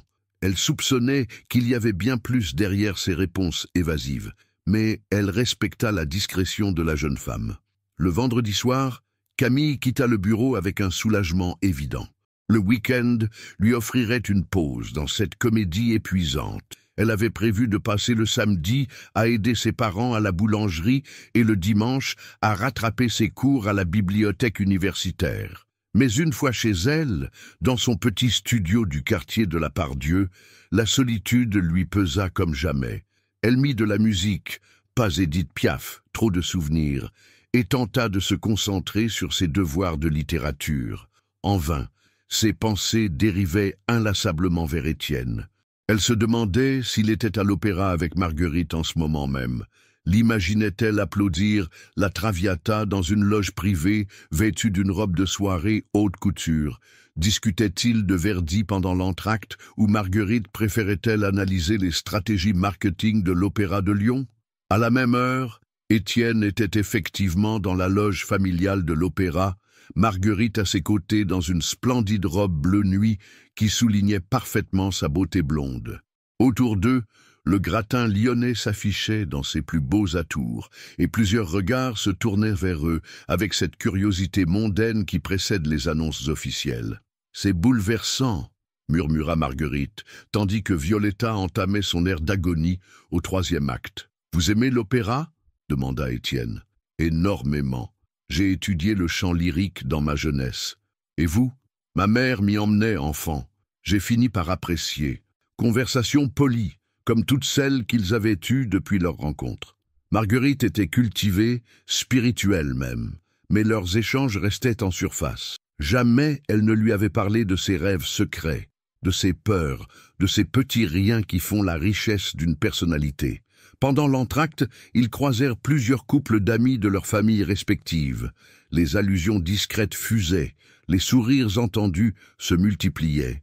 Philippe et Isabelle de Morel rayonnaient de satisfaction en voyant leur fils parfaitement à sa place dans ce ballet social. « Ils forment un couple magnifique », chuchota Madame de Beauvau à l'oreille d'Isabelle. « N'est-ce pas? Nous espérons une annonce officielle avant Noël. » Étienne entendit distinctement cette conversation et sentit un poids s'abattre sur sa poitrine. Avant Noël. Dans 6 semaines à peine, ses parents s'attendaient à des fiançailles. « Vous allez bien ?» s'inquiéta Marguerite en remarquant sa pâleur soudaine. « Parfaitement. Un peu de chaleur, c'est tout. Voulez-vous prendre l'air sur la terrasse ?» Ils sortirent sur la terrasse qui dominait la place de la Comédie. Lyon s'étendait à leurs pieds, scintillante sous les étoiles d'automne. C'était un décor parfait pour une demande en mariage, et Marguerite semblait l'avoir compris. « C'est romantique », dit-elle en se rapprochant légèrement de lui. « Très, Étienne. Je sais que nos familles ont certaines attentes, Et je voulais vous dire que de mon côté, je ne serais pas opposé à ce que nous apprenions à mieux nous connaître. Elle avait parlé avec délicatesse, mais le message était clair. Marguerite était prête à jouer le jeu des fiançailles arrangées, pourvu qu'il donne le signal. Marguerite, vous êtes une femme exceptionnelle, mais je ne suis pas sûr d'être prêt pour ce genre d'engagement. Je comprends. Prenez le temps qu'il vous faut. Je ne suis pas pressé. Sa réaction était parfaite, compréhensive, patiente, élégante. Exactement ce qu'aurait dit n'importe quelle jeune femme bien éduquée dans sa situation. Et c'était précisément cette perfection qui désespérait Étienne. Plus tard dans la soirée, quand il raccompagna Marguerite chez elle, celle-ci déposa un baiser léger sur sa joue. « Merci pour cette belle soirée. J'espère que nous nous reverrons bientôt. » Certainement. Seul dans sa voiture, Étienne contempla les rues désertes de Lyon. Il songea à Camille, qui devait dormir dans son petit studio, loin de tout ce faste et de toutes ces complications. Comment pouvait-elle lui manquer à ce point? Comment une relation si brève avait-elle pu laisser un vide si béant? Il prit son téléphone, composa son numéro, puis raccrocha avant la première sonnerie. Que lui dirait-il? Qu'il pensait à elle pendant que tout le monde attendait, qu'il demande une autre en mariage, qu'il préférait ses rires spontanés aux conversations policées de Marguerite? Non, il avait fait le bon choix en prenant ses distances. C'était douloureux, mais c'était la seule décision raisonnable pour eux deux. Pourtant, en regagnant son appartement des Brotteaux, Étienne savait qu'il venait de passer une des soirées les plus tristes de sa vie. Entouré de beauté, de culture et d'élégance, il s'était senti plus seul que jamais. Un mardi matin de novembre, l'atmosphère de Technolumière bascula soudainement. Jean-Claude Bertrand, le directeur financier, convoqua tout le personnel dans la grande salle de conférence pour une annonce exceptionnelle. Les employés s'installèrent dans un murmure inquiet. Les réunions générales improvisées présageaient rarement de bonnes nouvelles. Étienne entra le dernier, le visage fermé, et Camille remarqua immédiatement la tension qui émanait de lui. Il n'avait pas eu l'air bien ces derniers jours, mais ce matin, quelque chose de plus grave semblait le préoccuper. « Mesdames et messieurs, » commença Jean-Claude d'une voix solennelle, « j'ai reçu hier une proposition d'acquisition de la part du groupe Tech Europa, basé à Munich. Ils souhaitent racheter Technolumière dans le cadre de leur expansion européenne. » Un silence de plomb accueillit cette déclaration. Sophie Mercier échangea un regard inquiet avec ses collègues. Une acquisition signifiait généralement des restructurations, des licenciements, des changements majeurs. « Quelles sont les conséquences pour les employés ?» demanda courageusement Thomas, le responsable marketing. « C'est précisément ce que nous devons négocier, » répondit Étienne en prenant la parole. Tech Europa s'engage à maintenir les emplois pendant une période de transition de 6 mois. Mais au-delà, rien n'est garanti.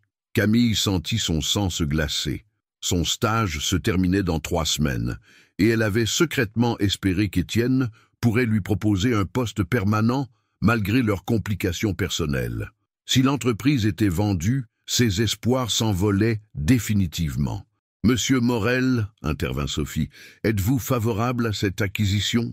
Étienne marqua une pause. « Tech Europa offre une somme très généreuse. Du point de vue strictement financier, c'est une opportunité exceptionnelle. »« Mais, » insista Thomas, « mais cette entreprise représente plus que des chiffres pour moi. Nous avons bâti quelque chose ici, une équipe, une philosophie de travail.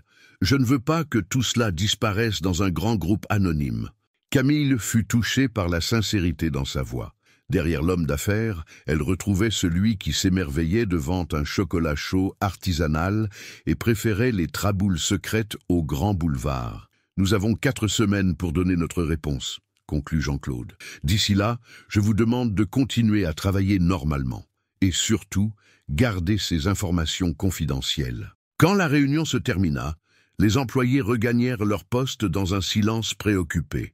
Camille retourna à son bureau, l'esprit en ébullition. Cette acquisition changeait tout, non seulement pour son avenir professionnel, mais peut-être aussi pour Étienne.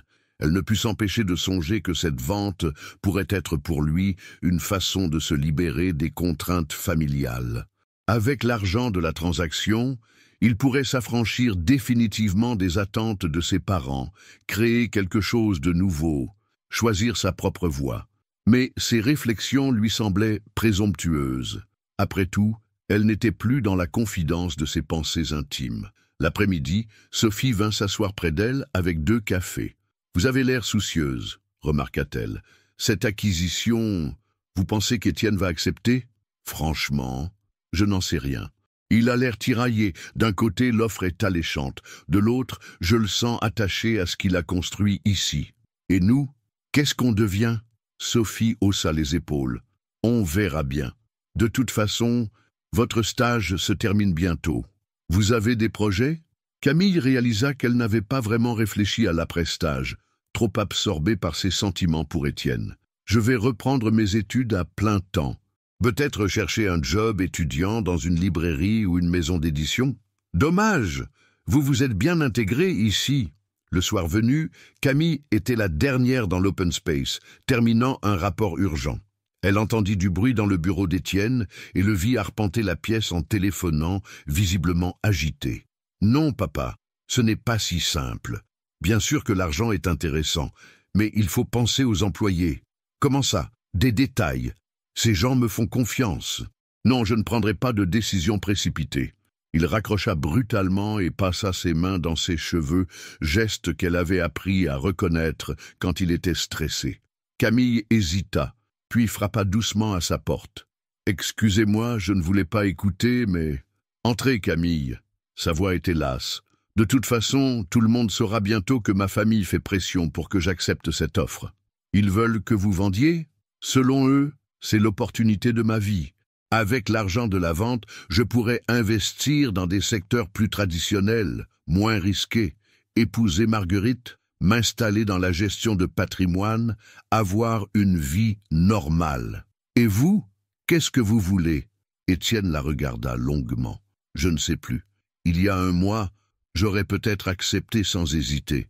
Mais maintenant, j'ai peur de devenir l'homme que mes parents veulent que je sois. Quelqu'un de prévisible, de convenable, qui ne prend jamais de risques. » Camille s'approcha de son bureau. « Vous savez ce que m'a dit ma grand-mère avant de mourir? Que les regrets pèsent plus lourd que les échecs, qu'il vaut mieux essayer et échouer que de se demander toute sa vie « et si ?» Sage femme. Elle était danseuse, elle connaissait le risque. Chaque soir, elle montait sur scène sans savoir si le public l'applaudirait ou la sifflerait. Et si je refuse cette offre? Si Technolumière ne trouve pas d'autres investisseurs, je risque de tout perdre, et mes employés avec. Ou alors vous pourriez tout gagner. Votre indépendance, votre fierté, le respect de vos équipes. » Un silence confortable s'installa entre eux. Pour la première fois depuis des semaines, ils retrouvaient cette complicité naturelle qui les avait rapprochés. « Camille, » dit soudain Étienne, « votre stage se termine bientôt. » « Oui. J'avais prévu de vous proposer un poste permanent, avant que les choses se compliquent entre nous. » Le cœur de Camille s'emballa. « Et maintenant ? Maintenant, je ne sais même pas si cette entreprise existera encore dans 6 mois. Mais si elle existe, si vous refusez l'offre de Tech Europa, » Étienne la regarda dans les yeux, « alors j'aimerais que vous restiez, pas seulement pour vos compétences professionnelles, parce que vous me rappelez qui je veux être vraiment. Étienne, je sais que c'est compliqué, je sais que mes obligations familiales n'ont pas changé, mais je ne peux pas faire semblant que vous ne comptez pas pour moi. » Camille sentit les larmes monter. « Que proposez-vous? Je ne sais pas encore, mais donnez-moi le temps de prendre la bonne décision concernant l'entreprise. Ensuite, nous verrons pour le reste. Et Marguerite? Marguerite mérite quelqu'un qui l'aime vraiment, pas quelqu'un qui pense à une autre en sa présence. » Cette confession bouleversa Camille. Pour la première fois depuis des semaines, elle osait espérer que leur histoire n'était peut-être pas terminée. « J'attendrai, » dit-elle simplement. « Promis ? » Promis.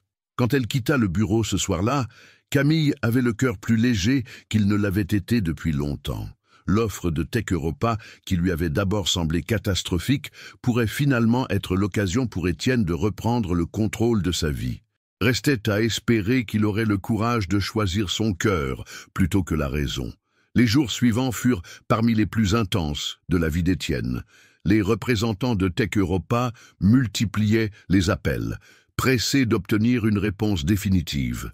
Ses parents organisaient des réunions familiales quotidiennes pour le convaincre d'accepter l'offre, tandis que ses employés le regardaient avec une inquiétude croissante. Le vendredi soir, Isabelle de Morel convoqua son fils au château pour un dîner familial urgent. Quand Étienne arriva, il découvrit avec surprise que Marguerite et ses parents étaient également présents. « Surprise !» s'exclama sa mère. « J'ai pensé que ce serait l'occasion parfaite pour célébrer tes futures fiançailles et la vente de l'entreprise. » Étienne sentit le piège se refermer. « Maman, je n'ai encore pris aucune décision. »« Justement, mon chéri, il est temps de grandir et de faire les bons choix. » Philippe de Morel servit le champagne sans attendre l'avis de son fils. « Avec l'argent de Tech Europa, tu pourras t'installer définitivement. Marguerite et toi pourrez reprendre ensemble la gestion du portefeuille familial. C'est l'avenir idéal. » Marguerite, élégante dans sa robe rose poudrée, souriait avec cette assurance tranquille des femmes qui savent leur destin tout tracé. « J'ai déjà quelques idées pour réorganiser nos investissements, » dit-elle. « Le secteur hôtelier offre des perspectives fantastiques. »« Nos investissements ?» releva Étienne. « Enfin, les vôtres, bien sûr, mais j'espère que vous me permettrez d'apporter ma contribution. » La conversation se poursuivit comme si tout était déjà décidé. Plan d'investissement, projet de mariage, choix du lieu de réception. Étienne écoutait d'une oreille distraite, songeant à Camille, qui devait être chez elle, peut-être en train de danser dans son petit studio ou de lire un livre de Maupassant. « Étienne ?» La voix de sa mère le ramena à la réalité. « Philippe te demandait quand tu comptais faire ta demande officielle. »« Ma demande. En mariage, voyons. Marguerite et toi vous connaissez depuis assez longtemps maintenant. Il serait temps d'officialiser. » Étienne regarda autour de la table. 8 personnes le fixaient avec expectative, attendant qu'il valide un plan qu'ils avaient manifestement préparé sans lui. « Excusez-moi, » dit-il en se levant brusquement. « J'ai besoin de prendre l'air. » Il sortit sur la terrasse du château, respirant profondément l'air frais de la nuit.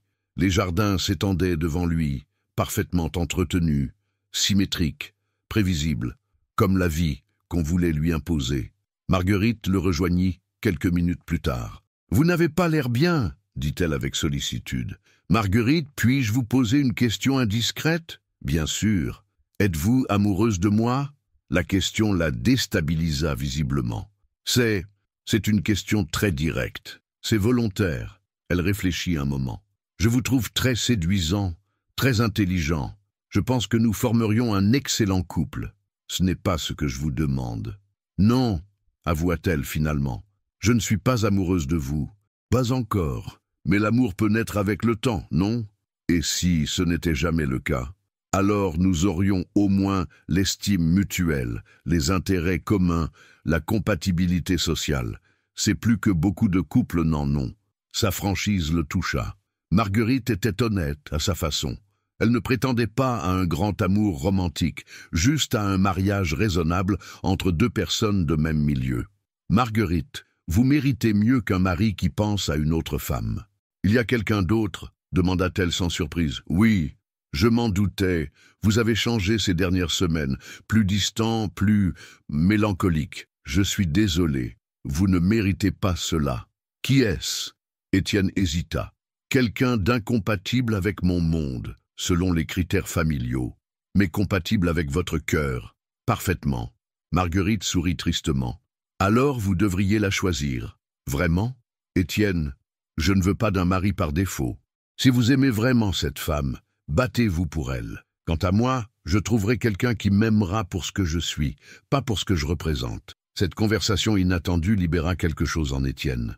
Marguerite venait de lui donner la permission qu'il n'osait se donner lui-même. « Merci, » dit-il simplement. « De rien, mais maintenant, vous allez devoir affronter nos familles. » Ils rentrèrent dans le salon où les 4 parents les attendaient avec des sourires pleins d'espoir. « Alors ?» demanda Isabelle de Morel. « Marguerite et moi avons décidé que nous n'étions pas faits l'un pour l'autre, » annonça Étienne calmement. Le silence qui suivit fut assourdissant. Philippe de Montclerc devint rouge de colère. « Comment ça, pas faits l'un pour l'autre ? Vous êtes parfaitement assortis. Sur le papier, peut-être, mais nous ne nous aimons pas. »« L'amour » s'exclama sa mère. Tu as 28 ans, Étienne. Il est temps d'arrêter ces enfantillages romantiques. Maman, je refuse d'épouser une femme que je n'aime pas, aussi parfaite soit-elle. Et Technolumière, intervint son père. Tu vas au moins accepter l'offre de Tech Europa? Non. Cette fois, ce fut Philippe de Morel qui explosa. Non, tu refuses 60 millions d'euros? Je refuse de brader ce que j'ai mis 5 ans à construire. Pourquoi? Pour une petite entreprise qui périclite? Pour ma liberté, pour le respect de mes employés, pour pouvoir me regarder dans la glace le matin. Et comment comptes-tu sauver ton entreprise sans investisseurs? Demanda sa mère, sarcastique. Je trouverai d'autres solutions. Des partenaires qui partagent ma vision, pas des prédateurs qui veulent juste mes brevets. Tu es en train de ruiner ton avenir, tempêta son père. Non, papa, je suis en train de le construire, à ma façon. Étienne quitta le château sous les reproches et les menaces familiales. Dans sa voiture, il se sentait étrangement léger malgré la gravité de la situation.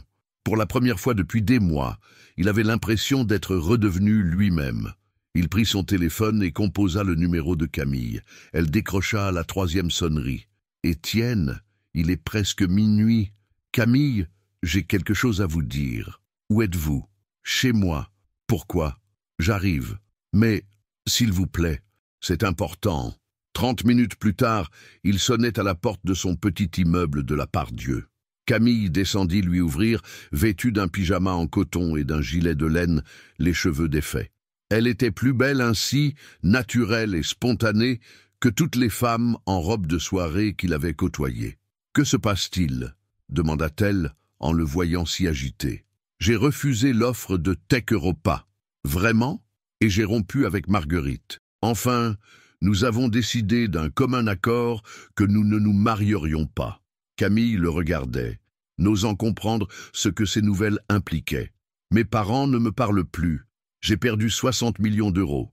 Et dans 6 mois, je serai peut-être ruiné, » continua Étienne. « Mais pour la première fois depuis longtemps, je me sens libre. Étienne, je vous aime, Camille. Je vous aime comme je n'ai jamais aimé personne. Et je veux me battre pour nous, pour notre histoire, même si tout semble nous séparer. » Les larmes montèrent aux yeux de la jeune femme. « Moi aussi, je vous aime.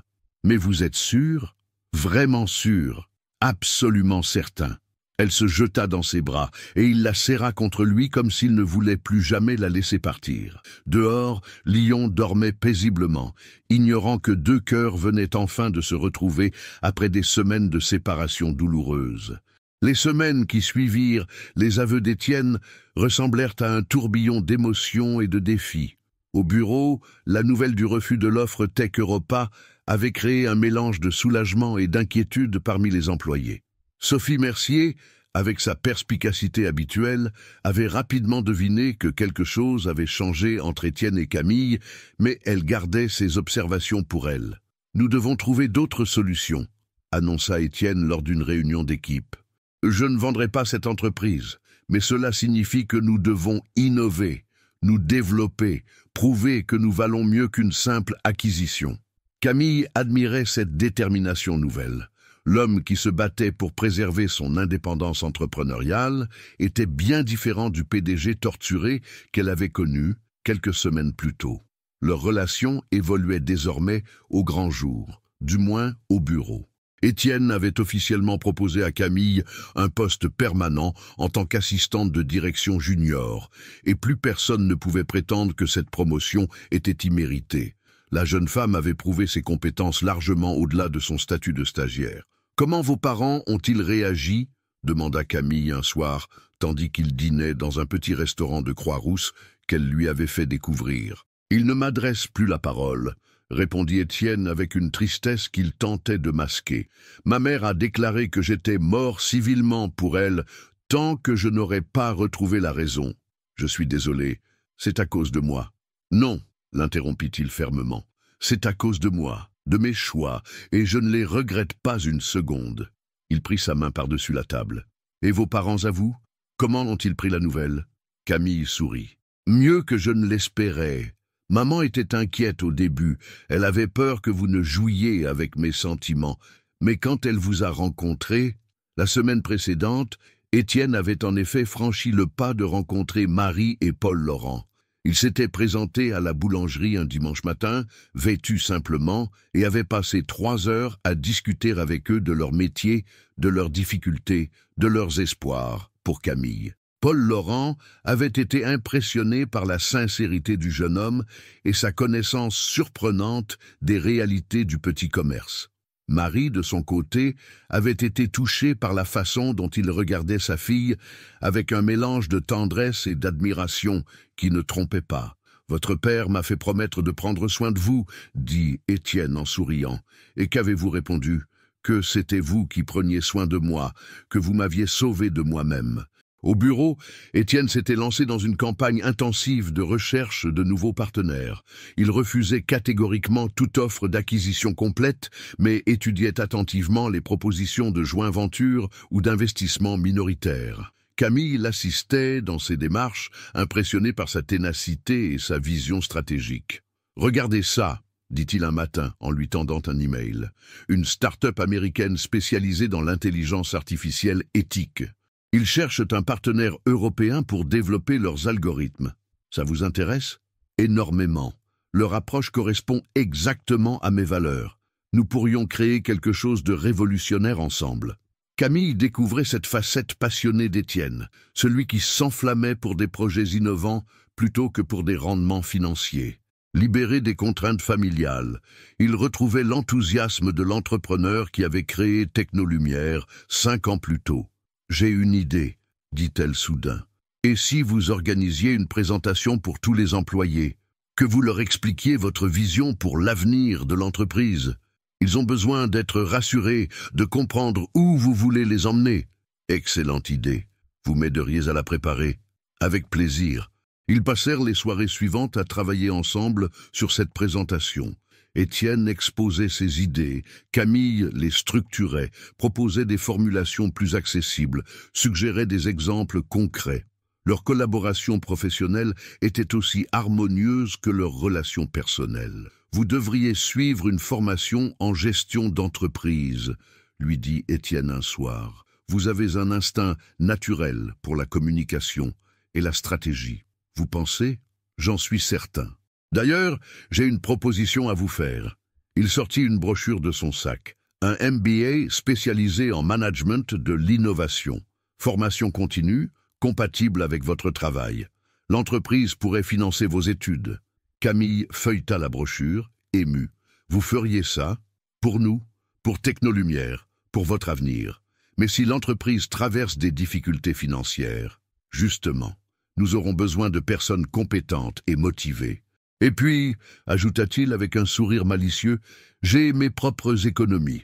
Mes parents m'ont peut-être renié, mais ils ne peuvent pas me reprendre l'argent que j'ai gagné par moi-même. » La présentation aux employés fut un succès. Étienne exposa sa vision avec passion.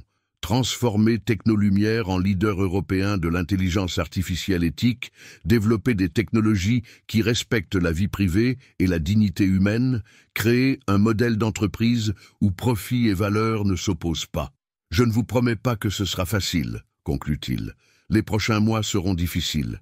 Mais je vous promets que nous nous battrons ensemble et que si nous réussissons, nous pourrons être fiers de ce que nous aurons accompli. » Sophie Mercier fut la première à applaudir, suivie par toute l'équipe. Thomas, le responsable marketing, leva la main. « Monsieur Morel, nous vous faisons confiance. Dites-nous ce que vous attendez de nous. Votre créativité, votre engagement, votre patience et vos idées. Chacun d'entre vous connaît notre métier, nos clients, nos défis.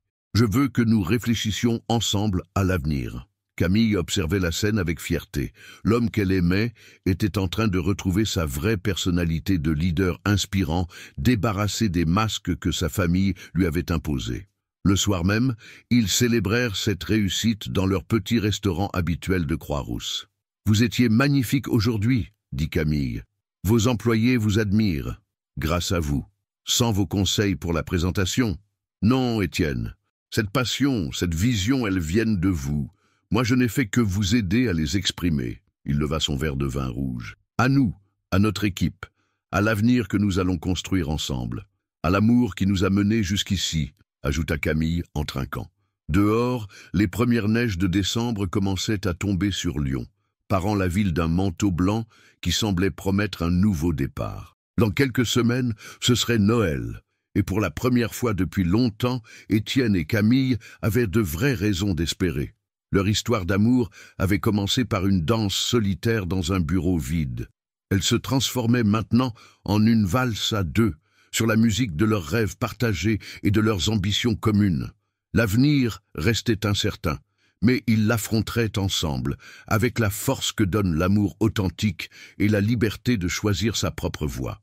Décembre était arrivé avec son cortège de lumière dorée et d'effervescence festive. Lyon se parait de ses plus beaux atours pour les fêtes de fin d'année, et les vitrines de la rue de la République scintillaient de 1000 promesses. Pour Étienne et Camille, ce mois marquait aussi une étape importante. Cela faisait exactement 6 mois qu'ils s'étaient rencontrés. 6 mois depuis cette danse solitaire qui avait tout changé. Technolumière avait trouvé un nouvel élan. Le partenariat avec la start-up américaine TechEthics était en voie de finalisation, et plusieurs investisseurs européens avaient manifesté leur intérêt pour le projet d'intelligence artificielle éthique d'Étienne. Les employés travaillaient avec un enthousiasme retrouvé, porté par la vision inspirante de leur patron. Camille, de son côté, avait commencé sa formation MBA et jonglait brillamment entre ses nouvelles responsabilités professionnelles et ses études. Elle s'épanouissait dans ce rôle de conseillère stratégique officieuse d'Étienne, apportant sa créativité et sa sensibilité humaine aux décisions d'entreprise. « J'ai une surprise pour vous », annonça Étienne un mardi soir, alors qu'il terminait de préparer un dossier de présentation pour les investisseurs milanais. « Quel genre de surprise ?» demanda Camille avec méfiance, connaissant le goût d'Étienne pour les cadeaux somptueux qu'elle avait du mal à accepter. « Faites-moi confiance. Et prévoyez d'être libre samedi soir. Étienne, vous savez que je n'aime pas les restaurants trop chics. Ce n'est pas un restaurant, c'est autre chose. » Le mystère resta entier jusqu'au samedi. Étienne vint chercher Camille chez elle en fin d'après-midi, refusant obstinément de révéler leur destination. Elle avait choisi une robe noire simple, mais élégante, se doutant qu'il l'emmènerait quelque part de présentable. « Nous y sommes », dit-il, en se garant devant l'Opéra de Lyon. Camille regarda la façade illuminée avec perplexité. « L'Opéra ? Mais Étienne, je n'ai jamais... »« Je sais, c'est exactement pour cela que j'ai voulu vous y emmener. Qu'est-ce qu'on joue ? La Traviata. Coïncidence troublante, non ?» Camille se souvenait parfaitement. C'était l'opéra qu'Étienne était allé voir avec Marguerite, celui qui avait marqué l'apogée de sa relation arrangée. Revenir ici avec elle était profondément symbolique. « Vous êtes sûr ? » ?»« Absolument. Cette fois, je veux vivre cette soirée avec quelqu'un que j'aime vraiment. » Ils pénétrèrent dans le hall somptueux de l'opéra. Camille était impressionnée par le faste des lieux, les dorures, les lustres de cristal, l'escalier majestueux où évoluaient les spectateurs en tenue de soirée. Elle se sentait un peu intimidée, mais la présence rassurante d'Étienne à ses côtés l'apaisait. « Par ici, » dit-il, en la guidant vers un escalier. « Nous avons des places au poulailler ?» plaisanta-t-elle. « Pas exactement. » Il l'emmena vers une loge privée au premier balcon. Camille ouvrit de grands yeux en découvrant la vue imprenable sur la scène et la salle. « Étienne, c'est magnifique, mais ça a dû coûter une fortune. Cette loge appartient à un ami chef d'entreprise. Il me la prête de temps en temps. Ce qu'il ne disait pas, c'est qu'il avait dû supplier cet ami pour obtenir cette faveur, ses relations mondaines s'étant considérablement refroidies depuis sa rupture avec Marguerite et sa brouille familiale. « Regardez, » dit Camille, en désignant la salle qui se remplissait peu à peu. « Tous ces gens si élégants, j'ai l'impression d'être dans un roman de Balzac. Vous êtes la plus belle de toutes, » dit-il sincèrement. Et c'était vrai. Dans sa robe noire simple, avec ses cheveux relevés en un chignon gracieux, Camille rayonnait d'une beauté naturelle qui éclipsait toutes les toilettes sophistiquées de l'assistance. Les 3 coups retentirent et la magie de Verdi s'empara de la salle. Dès les premières notes, Camille fut transportée. Elle, qui n'avait jamais assisté à un opéra, découvrait la puissance émotionnelle de cet art total où musique, chant et théâtre se mêlaient pour raconter une histoire universelle. Étienne l'observait discrètement, ému de voir son visage s'illuminer d'émerveillement, quand Violetta entama « Sempre libera », l'air de la liberté du premier acte, Camille se pencha vers lui. « C'est extraordinaire », chuchota-t-elle. « On dirait qu'elle chante directement à mon cœur. » Au deuxième acte, quand Violetta dut renoncer à son amour pour Alfredo sous la pression du père de celui-ci, Camille sentit les larmes monter. Cette histoire de passion contrariée par les convenances sociales résonnait étrangement avec leur propre parcours. « Vous pleurez ?» murmura Étienne. « C'est si triste et si beau à la fois. Mais contrairement à nous, ils ne finiront pas ensemble. Non, contrairement à eux, nous avons eu le courage de nous battre. » À l'entracte, ils sortirent prendre l'air sur la terrasse qui dominait la place de la Comédie. L'air frais de décembre était vivifiant après l'atmosphère feutrée de la loge. « Merci, dit Camille, c'est le plus beau cadeau que vous puissiez me faire. Vraiment? Plus beau qu'un bijou ou qu'un voyage? Infiniment plus beau. Vous me faites découvrir un monde que je n'aurais jamais exploré seul. Vous m'offrez de la beauté pure. » Étienne prit ses mains dans les siennes. « Camille, il y a quelque chose que je veux vous dire. Ici, maintenant, ici et maintenant. C'est sur cette terrasse, il y a quelques mois, que j'ai compris que je ne pourrais jamais épouser Marguerite. C'est ici que j'ai réalisé que je vous aimais déjà, même si je n'osais pas me l'avouer. Étienne, laissez-moi finir. Ces 6 derniers mois ont été les plus beaux de ma vie. Vous m'avez appris à voir la poésie dans les choses simples, à valoriser l'authenticité plus que les apparences. Vous m'avez rendu ma liberté. » Il sortit un petit écrin de sa poche et le cœur de Camille s'emballa. « Ce n'est pas ce que vous croyez, » dit-il rapidement en voyant son expression. Enfin, pas exactement. Il ouvrit l'écrin, révélant non pas une bague de fiançailles traditionnelle, mais un délicat anneau en or blanc orné d'une petite pierre de lune. C'est un anneau de promesse. La promesse que nous continuerons à nous découvrir, à grandir ensemble, à construire notre avenir à notre rythme. Sans pression familiale, sans obligation sociale, juste nous deux. Camille regardait le bijou avec émotion. Il était simple, délicat, parfaitement à son goût. La pierre de lune symbolise l'intuition et les nouveaux départs, continua Étienne. Comme notre histoire. Oui, dit-elle simplement. Oui, oui. Je veux porter votre promesse.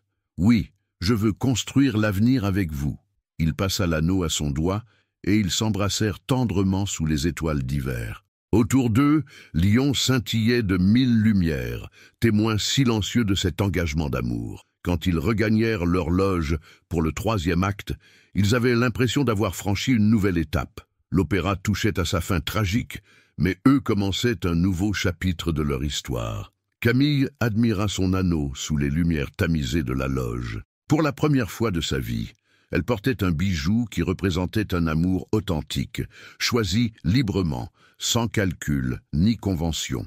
Sur scène, Violetta rendait son dernier souffle dans les bras d'Alfredo. Mais dans la loge, Étienne et Camille se tenaient la main, unis par une promesse d'avenir et la certitude que leur amour triompherait de tous les obstacles. Les applaudissements éclatèrent et ils se levèrent pour ovationner les artistes. Mais au fond d'eux-mêmes, ils applaudissaient aussi leur propre courage, leur capacité à choisir l'amour authentique plutôt que les facilités sociales. Cette soirée à l'Opéra de Lyon resterait gravée dans leur mémoire, comme le moment où ils avaient officialisé leur engagement mutuel, non pas devant la société, mais devant leur propre conscience et sous le regard bienveillant des étoiles. 1 an plus tard, le soleil de juin caressait doucement les facades renaissances du vieux Lyon, créant un jeu d'ombres et de lumière dans la cour intérieure de l'ancien hôtel particulier que Technolumière avait choisi pour ses nouveaux bureaux. L'entreprise avait prospéré au-delà de toutes les espérances. Le partenariat avec TechEthics avait donné naissance à une plateforme d'intelligence artificielle révolutionnaire, respectueuse de la vie privée, qui faisait maintenant référence en Europe. Camille traversait cette cour pavée d'un pas léger, un dossier sous le bras et le sourire aux lèvres. Diplômée de son MBA avec mention, elle occupait désormais le poste de directrice de la stratégie et de l'innovation, un titre qu'elle avait mérité par sa vision créative et sa capacité à allier humanisme et performance économique. « Madame la directrice », l'interpella Sophie Mercier depuis la fenêtre du premier étage. Monsieur Morel vous attend dans son bureau. » Camille leva les yeux vers son ancienne collègue, devenue directrice des ressources humaines. « J'arrive, et arrêtez de m'appeler Madame la directrice, Sophie. Jamais, j'adore voir votre tête quand je dis ça. » Cette promotion n'avait surpris personne chez Technolumière. Camille avait contribué de façon déterminante au redressement de l'entreprise, apportant sa sensibilité littéraire à la communication externe et sa compréhension intuitive des enjeux humains aux décisions stratégiques. Elle gravit l'escalier à vis qui menait au bureau d'Étienne, installé dans ce qui avait autrefois été la bibliothèque de l'hôtel particulier. Les murs étaient ornés de boiseries d'époque, et de grandes baies vitrées donnaient sur un petit jardin intérieur où des employés prenaient parfois leur pause déjeuner. « Vous m'avez fait demander, monsieur le PDG ?» dit-elle en entrant sur un ton faussement formel. Étienne leva les yeux de son ordinateur et lui sourit. Un an de bonheur partagé avait encore adouci ses traits, et il y avait dans ses yeux cette sérénité qu'apporte l'harmonie entre vie professionnelle et personnelle. « Asseyez-vous, Madame Laurent. J'ai des nouvelles importantes à vous annoncer. » Camille s'installa dans le fauteuil en cuir face au bureau, intriguée par le ton mystérieux d'Étienne. « Nous venons de recevoir une proposition de rachat, » annonça-t-il solennellement. Le cœur de Camille fit un bond. « Encore? De qui cette fois? » « De Tech Europa. Ils reviennent à la charge, avec une offre 2 fois supérieure à celle de l'année dernière. »« 120 millions d'euros » souffla Camille. « Exactement. Ils ont suivi notre développement et admettent avoir commis une erreur en laissant échapper notre technologie. Et que comptez-vous répondre ?» Étienne se leva et contourna son bureau pour s'asseoir sur la coudoir du fauteuil de Camille, un geste devenu familier entre eux. « Qu'en pensez-vous, associé ?»« Associé ? J'ai préparé des documents pour vous céder 15% des parts de l'entreprise. Vous les avez mérités. » Camille le regarda avec stupéfaction. « Étienne, vous ne pouvez pas. C'est énorme. Vous êtes l'âme de cette nouvelle technolumière. Sans votre vision, votre créativité, votre humanité, nous n'en serions pas là. Mais vos parents, ils vont dire que... » Mes parents ne me parlent toujours pas, et je commence à penser que c'est une bénédiction. En réalité, Isabelle et Philippe de Morel avaient tenté quelques approches ces derniers mois, intrigués par le succès inattendu de leur fils rebelle. Mais Étienne avait posé ses conditions, accepter Camille ou renoncer définitivement à leur relation.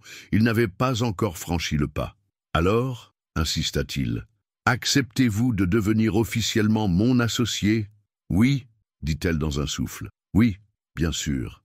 Mais pour Tech Europa ? Refus catégorique. Nous construisons quelque chose d'unique ici. Pourquoi le brader maintenant ?» Camille se leva et l'embrassa tendrement. « Parce que vous êtes l'homme le plus intelligent et le plus intègre que je connaisse. Et vous, vous êtes la femme qui m'a appris que la réussite n'a de sens que si elle est partagée. » Un coup discret à la porte les interrompit. Sophie entra avec un plateau de café et ce sourire complice qu'elle arborait depuis qu'elle avait officiellement été mise dans la confidence de leur relation. « Excusez-moi, mais vous avez une visite. »« Nous n'attendons personne, » dit Étienne en consultant son agenda. « C'est monsieur et madame Laurent. Ils disent qu'ils ont une surprise pour leur fille. » Camille et Étienne échangèrent un regard perplexe. Les parents de Camille débarquaient rarement au bureau sans prévenir. Marie et Paul Laurent entrèrent quelques instants plus tard, visiblement nerveux mais rayonnants. Marie tenait une enveloppe dans ses mains. « Papa, maman, que faites-vous ici ?»« Ma chérie, » dit Paul en embrassant sa fille, « nous avons quelque chose d'important à te dire, à vous dire, » corrigea-t-il en saluant Étienne. « Asseyez-vous, » proposa Étienne. « Café ? Volontiers. » Marie-Laurent respirait profondément, cherchant visiblement ses mots. « Voilà. Tu sais que la boulangerie traverse des difficultés depuis quelques mois. Maman, si vous avez besoin d'argent... » « Non, ma chérie. Laisse-moi finir. Nous avons reçu une proposition de rachat. Une chaîne de boulangeries artisanales veut s'installer à Croix-Rousse et a entendu parler de notre réputation. Vous allez vendre, s'inquiéta Camille. Pas exactement, dit Paul avec un sourire malicieux. Ils nous proposent de devenir franchisés. Nous gardons notre autonomie, notre savoir-faire, mais nous bénéficions de leur force commerciale et de leurs moyens. C'est formidable. Ce qui est encore plus formidable, ajouta Marie en tendant l'enveloppe à sa fille, c'est que nous avons enfin les moyens de t'offrir ceci. Camille ouvrit l'enveloppe et en sortit une brochure de l'école de danse de l'Opéra de Lyon. Maman, tu croyais que nous n'avions pas remarqué que tu ne dansais plus depuis que tu travailles, tu n'as plus le temps, tu n'oses plus. Mais la danse, c'est ton jardin secret, ton héritage de grand-mère Colette. Les larmes montaient aux yeux de Camille. Mais je n'ai plus l'âge pour l'école de danse, pour les cours professionnels peut-être, mais il propose des masterclass pour adultes le week-end, des stages de perfectionnement, de quoi te remettre à niveau. Paul prit le relais. Nous voulions te l'offrir pour ton anniversaire, mais nous n'en avions pas les moyens. Maintenant, si. Camille regardait la brochure avec émotion. Danser à nouveau, réellement, avec de vrais professeurs. C'était un rêve qu'elle avait enfoui depuis des années. Mais c'est très cher. C'est notre cadeau. Notre façon de dire merci à la fille qui nous a tellement rendus fiers. Étienne observait cette scène familiale avec tendresse. L'amour simple et généreux des Laurent le touchait plus que tous les fastes de son enfance privilégiée. Et puis, ajouta Marie avec un clin d'œil, maintenant que notre fille est directrice d'une grande entreprise, nous pouvons nous permettre quelques folies. 1 heure plus tard, après le départ des parents de Camille, les deux amoureux se retrouvèrent seuls dans le bureau. « Ils sont merveilleux, dit Étienne. Je sais, j'ai de la chance. Nous avons de la chance. » Camille contemplait encore la brochure de l'école de danse. « J'ai presque peur de recommencer. Et si j'avais perdu le niveau? Impossible. Vous ne perdez jamais ce qui vient du cœur. Vous viendrez me voir danser? Vraiment danser cette fois? Essayez de m'en empêcher. » Le soleil déclinait doucement sur Lyon, et les derniers employés quittaient le bureau.